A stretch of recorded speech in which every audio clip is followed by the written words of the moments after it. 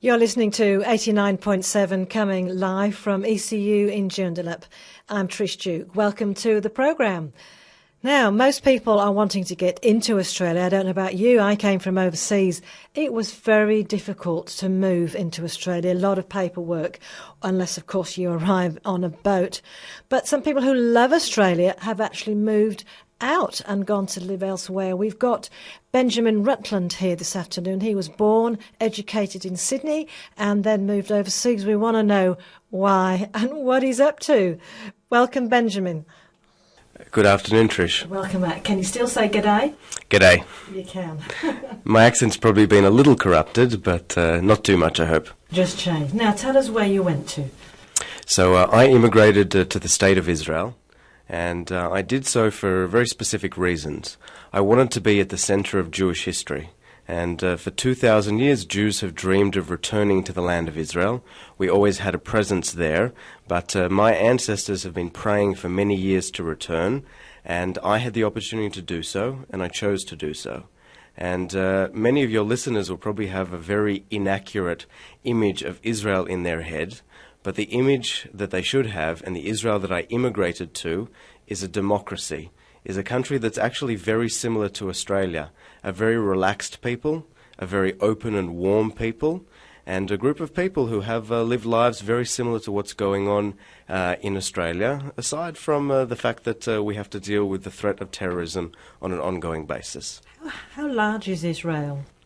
Israel, geographically, is tiny. It takes an hour to drive across it at its widest point. At its narrowest point, it's only 13 kilometres wide. A person can run that in an hour. Okay, so it's not very big. How many people are living in Israel? So Israel's population today is about 7 million people, of whom approximately 5.5 million are Jews, and a bit over 1 million Arabs, Christians, Muslims, and various other different communities. Now, in Australia, we enjoy all the different people coming from different countries. What's the mix in Israel? Israel is a very multicultural society. You have people who've immigrated from all over the world. You have Arabs who've moved there from a range of places. And similar to Australia, you can get a very wide range of food. You can come into contact with a very wide range of cultures, and that's something that makes it an enjoyable and an exciting place to live in. Now, did you have to serve in the Israeli Defence Force? I, at the moment, am a captain in the Israeli Defence Force, and I began my service, like all Israelis, in compulsory service. Sadly, we have been facing the threat of annihilation, of being attacked for the entire existence of the State of Israel for the last 60 years, and as a result we have compulsory service within the IDF, and when I completed my compulsory service I stayed on as an officer. And what's the age group that you go into the IDF? Usually one joins the IDF at 18 and serves until the age of 21, unless you stay on in the career army as I have. Is it the same for the girls? Do they serve as well?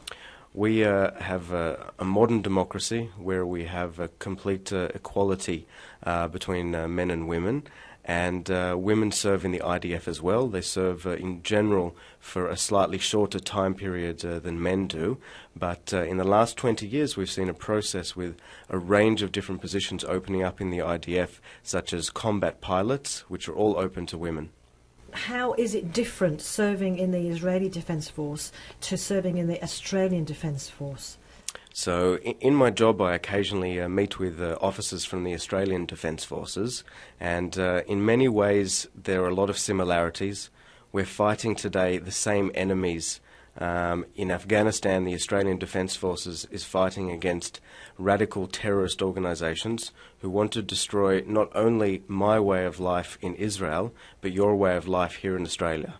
And the only real difference is that we face this threat at a distance of not 10,000 kilometres, but a distance of 1 kilometre, of 5 kilometres, or of maximum 100 kilometres. These are terrorists who sit on our borders, and these are terrorists who engage in weekly, if not daily, attacks or attempted attacks on the citizens of the State of Israel. Now, we sometimes hear about Israeli forces firing on Arab places, and there's women and children in front. Tell us a bit about those tactics. So unfortunately, we have to face the tactics of the enemy. Again, similar tactics that are used in Afghanistan, and our enemy cynically hides amongst the civilian population and directly targets our civilians. If we take the Israeli town of Sderot, we have children there, anyone who's under the age of 10, they have known a life only of running to a bomb shelter once a day, twice a day, whenever there is a rocket attack. And these rocket attacks have been continuing over that 10-year period. In this town, 30% of the children have to have ongoing psychological care because of the stress that they face. Any government in the world would have no choice but to respond to this. And because, unfortunately, the enemy that we fight hides amongst civilian population, they fire from next to schools, they fire from within hospitals, they fire from mosques and religious sites, we have no choice but to respond. And I'm proud to say that the IDF takes every step possible to minimize the injury and minimize any damage caused to Palestinians. And what you see on TV is not always accurate and is not always true. What's going on in the Gaza Strip at the moment? So in the Gaza Strip, we have a situation where there were democratic elections now 5 years ago, and the radical Hamas organization took control. And once they took control, they took complete control in a violent manner. They threw political opponents off 8-story buildings. They instigated Islamic dress requirements for the population there. They've made life very difficult for the small Christian population of the Gaza Strip. There have been attacks, for example, on the one Christian bookstore in the Gaza Strip. And anyone who doesn't agree with the Hamas's political opinion and political line is arrested or is beaten up and is not able to express their opinion. What's happened to the industry in that area? Industry is something that has obviously suffered with the fighting that has taken place over the last number of years. And I'm sure that many of your listeners are not aware that in 2005, Israel withdrew all of its forces and all of the people who were living in the Gaza Strip, and we invested tens of millions of dollars in crossing points between Israel and Gaza. And we were hoping that we would have a constant flow of people and goods in both directions. And unfortunately, instead of investing in health, education and welfare, Hamas invested in rockets and missiles, and then fired those rockets and missiles on our civilians. And as a consequence, industry has not taken off there. Now, there were greenhouses and market gardens there. What's happened to them? So those greenhouses, with the assistance of the World Bank, were transferred to Palestinian farmers. And our dream was that we would actually assist the Palestinians in helping them market the products of those greenhouses in Europe. And that's why we built these big crossing points to allow the safe and efficient transfer of those goods. But instead, they fired at us and continued to fire at us and did not invest in those greenhouses. If you've just tuned in, we've got Captain Benjamin Rutland, or we'll call him Benji, who emigrated from Sydney back to Israel a few years ago. What do you miss about Australia, Benji? Obviously, I've just spent the morning at Cottesloe Beach, and there are no beaches like you have in Australia anywhere in the world. Israel has some beautiful beaches, but it can't beat Australia. But the truth is that I find life in Tel Aviv, where I live, which is a coastal city, it's a very modern, open, democratic city. I find life there very similar to Australia and very similar to Sydney, where I happen to grow up. And obviously, like any immigrant, I miss my family. I miss some of my friends. But in terms of daily life, I find it very similar to Australia. Israel is a very small place. How many million people are living there? So the population today is 7 million people. Okay. Now, so you're a very small entity worldwide, but have a major impact in areas of science and medicine and education. What does the Israeli Defence Force do for the world? Firstly, we have an interest in cooperating and working together with the rest of the world, and we share the knowledge that we have gained in fighting our enemies. We share it with many armies around the world so that we can make the world a safer place, make sure that Australian, American, Canadian soldiers are able to live their lives safely with our expertise, and we gain from their expertise. Secondly, we want to help the world in any way that we can. And if I take a recent example, when we had the terrible earthquake in Haiti last year, Israel was one of the first countries to send a field hospital. And within hours, we had doctors and rescuers who were already on a plane on their way to Haiti. And we set up the most efficient field hospital in Haiti, which treated thousands of people who would not have had medical care otherwise. Every other delegation came to investigate how, within a number of hours of landing, we were conducting the first operations and how we were able to do that efficiently. When we had the recent events in New Zealand, our guys were actually on the plane about to fly out when they got word from New Zealand that they were not needed and that the immediate danger had passed. Wherever in the world that there's a need, we're prepared to send and to assist, because we see that as a part of our role and our responsibility. So even though you've got huge threats on your own border and within the country, you're still willing to go out there and help other people?